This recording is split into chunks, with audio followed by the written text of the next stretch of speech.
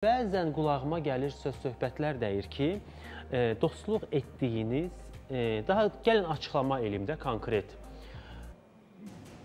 Nazənin Salayeva ilə mənim qulağıma çatıb ki, yalan doğru, bir neçə gün əvvəl Gürcüstanda biz Gürcüstana toya getmişdik bir yerdə. El şənliyində olmuşsunuz. Mətənət xanım da bizim. Mətənət Əliverdiyev orada olub. Hər birini buradan salamlayıram. Hər kəsi salamlayıram. Və qulağıma çatan məlumata görə elə o toydan sonra bir qədər soyuqluq yaranıb. Niyə? Mən bilmirəm. Hətta siz onların əyləşdiyi masada əyləşməmişsiniz. Yox, mən gedəndən sizə bir söz deyim.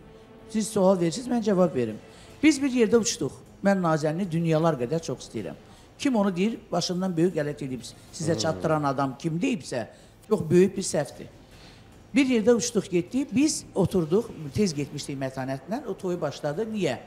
Mən Bəygəlinin içəri girməyini mənim mahnımla oldu, səninlə mahnımla. Biz ayrı oturduq stolda. Sonra muzikçilər gəldi, yerlər doldu. Ona görə də Nazənin xanım 5-6 mahnıdan sonra gəldilər. Onlar bir parça biz oxumuşduq İbrahim Borçalı ilə. Onlar bir saat gec gəldilər toya. Gələndə də yer olmadığına görə ayrı oturdular. Burada nə bir şey var ki? Dünyalar qədər çox istəyirəm mən Nazənini. Nazənin o da partlatdı toyu. Onun bütün mahnıları sevilən mahnılardır. Əla da toy mahnıları var onun. Belə indi hər axşam da bir yerdə oluruq. Bir proqram var, orada çıxış edirik. Doğrudan deyirəm mən o qadına böyük hörmətim var. Yəni yalan söhbət. Yalan söhbət. Orada bir dənə belə ola bilər ki, toyun ortasında bəy tərifi elədi. Muğam kimi istədi oxuya. Nazənin xanım. Hə. Muğam oxumaq istədi. İstədi. Muğam kimi elədi də səsini. Mən də orada hamısı oturmuşdular. Dedim, ayda bu mahnıları bunun partladır. Öz mahnıları ilə oxusun. Muğama niyə nax yerə girişdi? Özdə belə elədim.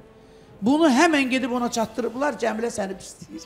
Allaha and olsun. Yəni muğam oxumağını bəyənmədi. Bu dəqiqə sən deyəsən muğam oxu, mən onu eləmərəm. Niyə? Çünki mən bilmirəm onu. Amma Nazəninin öz mahnıları mənim oynaq mahnım yoxdur. Mən oynan heç cürə, yəni konfliktə girə bilmərəm. Niyə deyim? Bir sual verim. Əlikram oynaq mahnılar oxuyur da, partladır. Mənim oynaq mahnım yoxdur. Məndə hamısı lirikadır. Məni də hara dəvət edirlər lirikaya görə.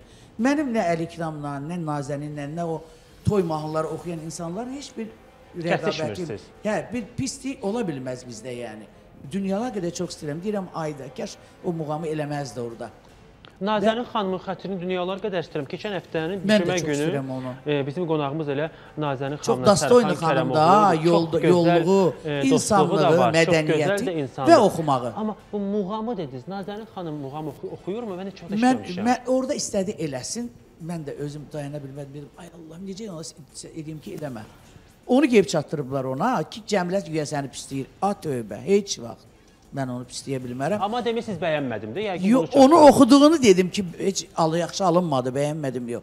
Amma öz mahnıları onun yeganə müğənnidir ki, öz mahnılarından ibarət papurilər düzəldir. Və onu bütün toyda, mən deyirəm də orada toy başdan ayağa o mahnıları ilə getdi.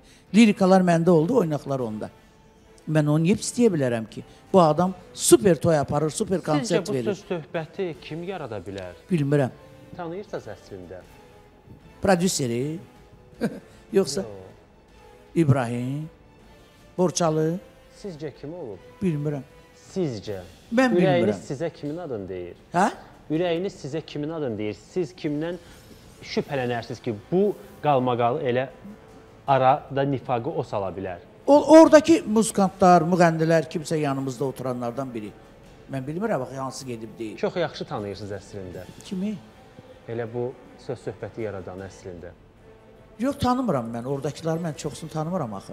Hansı çatdırıbsa, Allahı bilsin, özü bilsin. Mən pis mənata demədim ki, dedim onu eləməsəydi yaxşı olardı.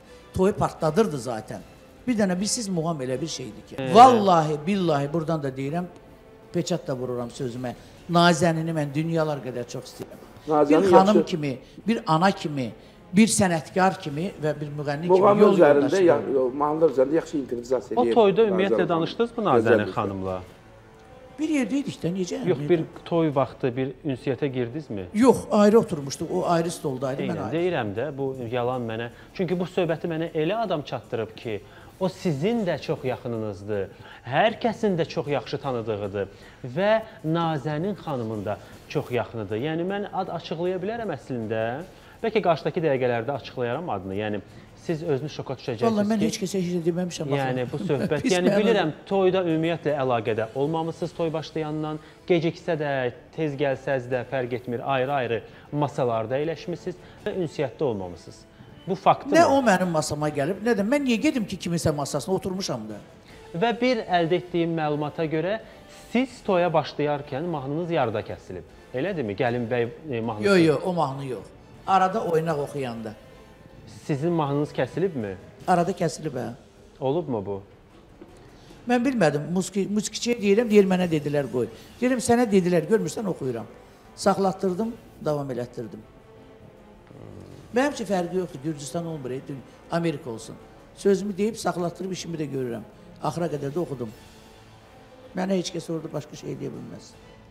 Deyir, sizə yayılış xəbəri bilir usta. Əslində yanlış xəbər deyil, hər şeyin üstü açıqlanır.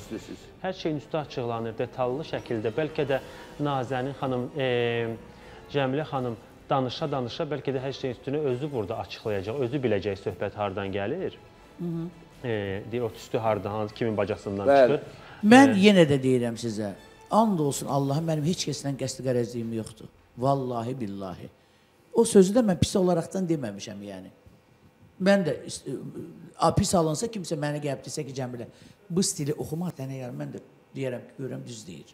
Yəni onu heç deyərdinizmi Nazənin xanımın özünə ki, yəni filan bir başqasına yox, Nazənin xanımın özünə deyərdinizmi? Mən o vaxtdan heç onu görmüşəm ki, sonra bir dəfə işdən mən gələndə o çıxırdı, belə uzaqdan gördüm ki, deyim ki, muğamı eləmə. Görməmişəm yaxından, görsəm deyərəm, niyə demirəm ki? Artıq eşidəcək. Bilirsiniz niyə? Muğam çox ağır bir, elə bir temadır ki, ora girmək, mövzu çox ağır mövzudur, yəni.